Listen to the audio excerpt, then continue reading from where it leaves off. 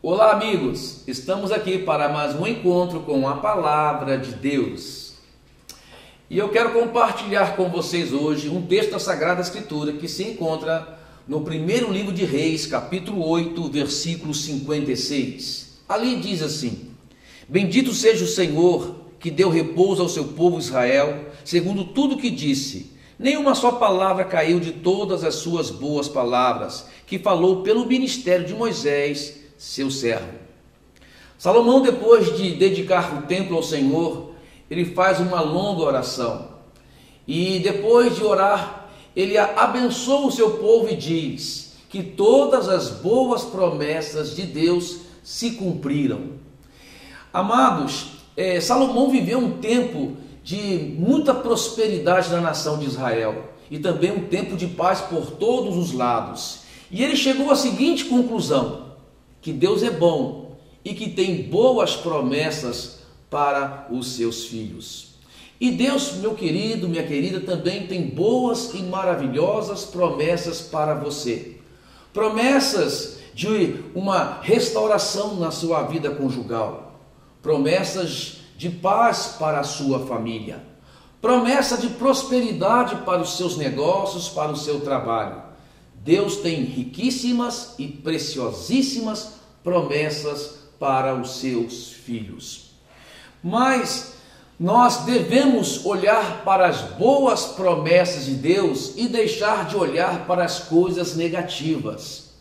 Infelizmente, muita gente deixa de olhar para aquilo que Deus prometeu e só olha para as coisas ruins, para as coisas negativas. Lá no livro de Números, capítulo 13, Deus faz uma promessa para o seu povo Israel. E ele diz assim para Moisés, ali no capítulo 13, versículo 1 e 2. E o Senhor disse a Moisés: Envie a homens em missão de reconhecimento à terra de Canaã, terra que dou aos israelitas. Envie um líder de cada tribo dos seus antepassados. Deus deu uma boa terra para a nação de Israel, uma terra que mana leite e mel, a terra da promessa. E pediu para que 12 espias fossem verificar, avaliar a terra que ele prometeu dar aos filhos de Israel.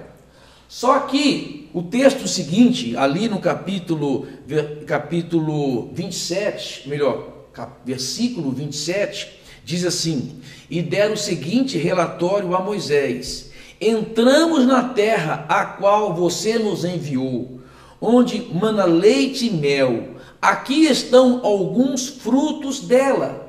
Veja bem, eles perceberam que a terra era boa, que a terra mana leite e mel e que a promessa de Deus não era uma promessa em vão. Mas o texto continua dizendo assim: Mas o povo que lá vive é poderoso, e as cidades são fortificadas e muito grandes. Também vimos ali descendentes de Enaque. Eles olharam para a promessa de Deus, eles olharam para a coisa boa que Deus prometeu para eles de forma negativa. Eles se viram fracos. Eles se viram pessoas inadequadas para entrar e tomar posse daquela terra. Eles viram seus inimigos mais fortes do que eles. E infelizmente tem muita gente que é assim, que ao invés de olhar para as promessas de Deus de forma positiva, sabendo que aquele que prometeu é fiel para cumprir, ele olha para as promessas de Deus de forma negativa, duvidando, sentindo-se incapaz de tomar posse daquela promessa. E hoje eu quero compartilhar com vocês alguns passos importantes para você apropriar das boas promessas de Deus. O primeiro passo que eu quero compartilhar com vocês é Efésios capítulo 1, versículo 3. Na verdade, nós vamos ler muito versículo aqui do livro de Efésios. Ali diz: Bendito seja o Deus e Pai do meu Senhor e Salvador, que nos abençoou com toda sorte de bênçãos espirituais em Cristo Jesus nas regiões celestiais. Então aqui fala que Deus já te abençoou, ou seja, Estas promessas já são suas. Esse é o primeiro passo. Acreditar que aquilo que Deus prometeu já é seu, meu querido. Já é seu. Deus prometeu para você e você tem que acreditar que Ele já te abençoou. Aquilo que Ele planejou para nós, as coisas boas que Ele planejou para nós, já são nossas. Já são nossas. Aqui diz: bendito e Deus e Pai do meu Senhor e Salvador Jesus Cristo, que já nos abençoou com toda a sorte de bênçãos espirituais em Cristo Jesus nas regiões celestiais. Lá no alto, já são nossas. Essas bênçãos já são nossas. E no livro de Efésios nos mostra outro passo importante para apropriarmos dessas coisas boas que Deus nos prometeu. Lá no capítulo 2, versículo 6 diz: Deus nos ressuscitou com Cristo e com Ele nos fez assentar nos lugares celestiais em Cristo Jesus. Paulo começa dizendo aqui da nossa posição em Cristo. Eu já sou uma pessoa abençoada nas regiões celestiais, aonde eu estou reinando com Cristo, e esta é a posição de todo filho de Deus, reinando com Cristo nas regiões celestiais, porque desde o princípio esse era o planejamento de Deus, quando Deus disse ali em Gênesis capítulo 1, versículo 26, façamos o homem à nossa imagem e à nossa semelhança, e tenha ele domínio sobre as aves que voam nos céus, sobre os peixes que nadam no mar, sobre os animais que andam sobre a terra e sobre os animais pequenos que rastejam sobre a terra. Então, desde o princípio, Deus planejou que o homem tivesse domínio, e nós verdadeiramente estamos assentados com Cristo nas regiões celestiais, dominando. Essa é a nossa posição em Cristo. E Paulo começa a dizer desse nosso posicionamento.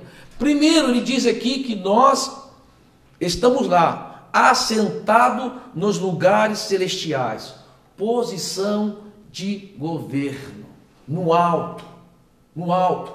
Tiago 1,17 diz que devemos olhar para o alto, para o Pai das luzes, aonde não há sombra de mudança. Então, devemos estar sempre nesse posicionamento, assentado em posição de governo, olhando para o alto, aonde é o nosso lugar. Amém, querido? Esse posicionamento, assentado, estou assentado na posição de governo com Cristo Jesus sobre todas as coisas. Outra posição que o apóstolo Paulo fala, que é muito interessante, também no livro de Efésios, no capítulo 3, versículo 14, diz assim: por esta razão, ajoelhe-me diante do Pai, do qual recebe o nome toda a família, nos céus e na terra.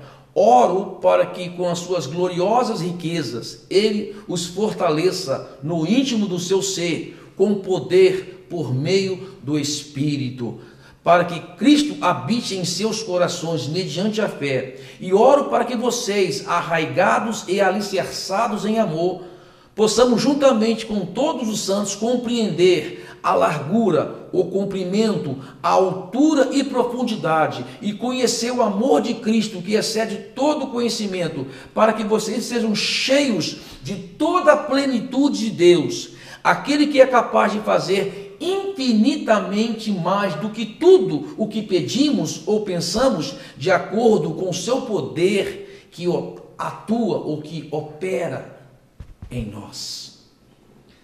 Sabe, queridos, a segunda posição, a primeira, assentado nos lugares celestiais. A segunda posição do cristão, a segunda posição daquela pessoa que quer as coisas boas que Deus planejou para ele, é ajoelhado.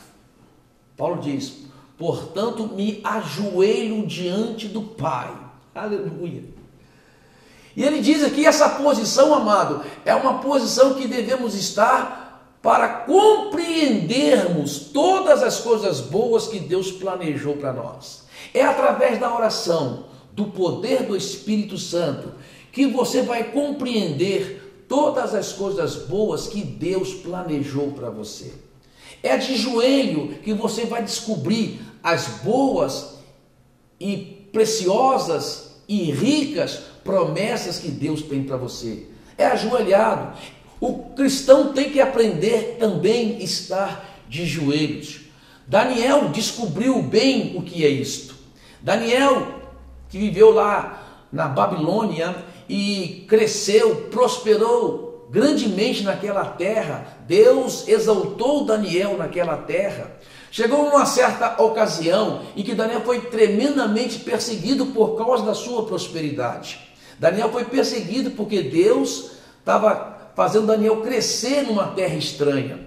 E os inimigos de Daniel se levantaram contra ele para tentar destruir Daniel. E fizeram uma lei covarde, que dizia que toda pessoa deveria fazer esse pedido somente ao imperador, ao rei, e não a outra pessoa, não a outro Deus. E Daniel, depois de descobrir que essa lei tinha sido outorgada, lavrada, assinada, e a lei dizia que a pessoa que não fizesse isso deveria ser lançada na cova dos leões famintos. Daniel, depois de descobrir que essa lei estava assinada, a Bíblia diz ali em Daniel, capítulo 6, versículo 10, que Daniel foi para a sua casa, no andar de cima, entrou no seu quarto e ajoelhou, como acostumava fazer, e orou com as portas, com as janelas abertas para as bandas de Jerusalém. E diz que orou para que todo mundo tivesse observando que ele não ia deixar de orar, de se ajoelhar perante o seu Deus.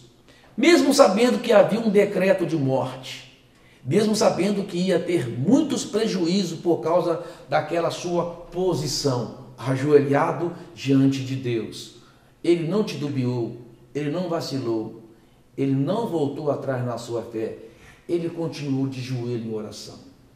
Segundo passo importante para você ter as coisas boas que Deus planejou para você, meu amado: joelho no chão e oração.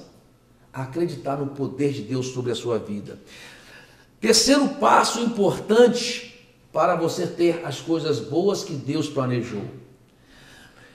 Efésios capítulo 4, versículo 1. Rogo, pois eu, preso do Senhor, que andeis como é digno da vocação que foste chamado.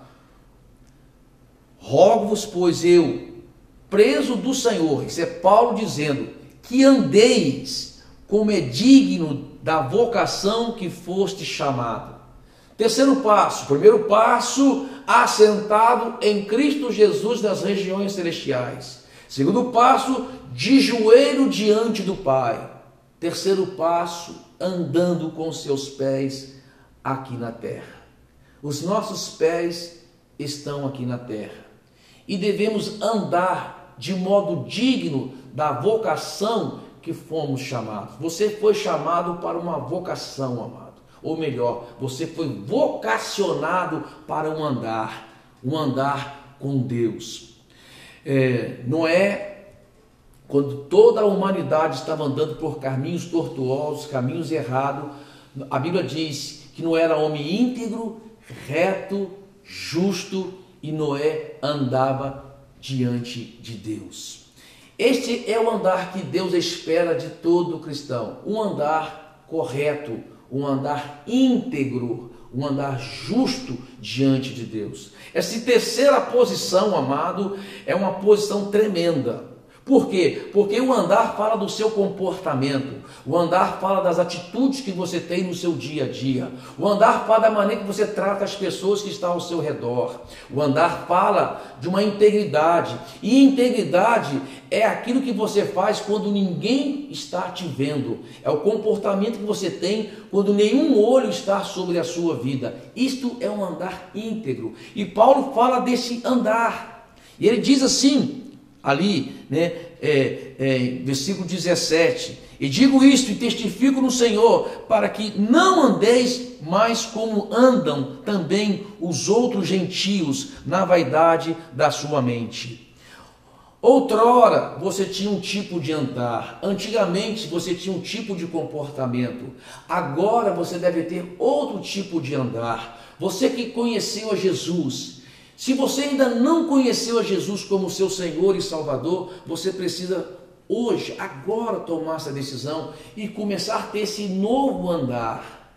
Não andar mais como você andava antigamente, mas andar de acordo com a palavra de Deus. E Paulo fala desse andar em novidade de vida, um andar que vai honrar o nome do Senhor Jesus. Ele diz: sede, pois, meus imitadores, como filhos amados, e andai em amor. Efésios 5, 1 e 2. O andar em amor. Então, o andar mostra o tipo de pessoa que você é. O seu tipo de andar, ou seja, o seu comportamento, mostra que tipo de pessoa você é e em quem você verdadeiramente você crê.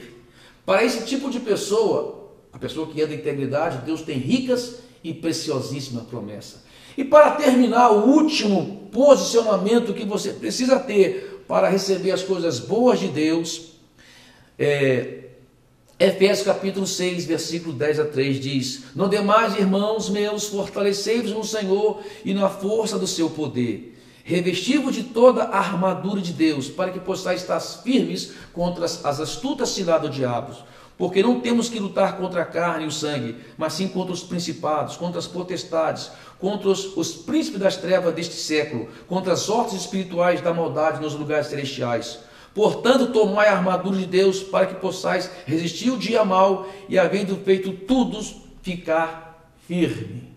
A quarta postura que o apóstolo Paulo fala aqui, para termos as coisas boas que Deus planejou para nós, é estarmos firmes contra as oposições dos inimigos. Quando Deus enviou os 12 espias para espiar a terra que ele ia dar de promessa para os filhos de Israel, apenas 2 ficaram firmes, Josué e Caleb. Eles permaneceram inabaláveis diante da oposição dos inimigos, diante da força dos inimigos. Eles estavam firmes. E, amados queridos, essa quarta posição fala de que nós devemos também estarmos firmes. Nós, durante a nossa trajetória aqui na terra, para apropriarmos das bênçãos que Deus tem para nós, nós devemos saber que haverá gigantes para serem derrotados. E o nosso posicionamento é firme. Então, eu queria compartilhar com vocês isso hoje. Esse tipo de postura que você precisa ter para receber as boas coisas que Deus planejou para você. Primeiro, assentados nos lugares celestiais. Segundo, ajoelhado diante do Pai. Terceiro, andando em novidade de vida. Quarto, firmes e inabaláveis. Amém? Quero orar com vocês agora para que a bênção de Deus chegue na sua casa. Meu Deus e Pai do meu Senhor e Salvador Jesus Cristo, quero agradecer o Senhor por esse momento precioso que nós temos agora em compartilhar a palavra do Senhor para com esses que estão me assistindo. Eu peço que o Senhor entre nesse lar agora, abençoe esta família poderosamente, que o Espírito do Senhor, ó Deus amado, esteja invadindo esta casa de tal forma, de tal maneira, ó Deus, assim como Salomão orou, ó Deus, depois de dedicar e consagrar o templo, ó Pai, ele constatou que o Senhor é bom e que as suas promessas são boas, e que essas boas promessas também invadam esse lar e essa casa agora, em nome de Jesus. Amém. Amém, queridos? Eu sou o pastor Paulo Sérgio, pastor da Igreja Missionária Unida do Campos Elíseos, e nós temos reuniões todos os domingos, às 9 horas da manhã e às 19 horas. Deus abençoe você.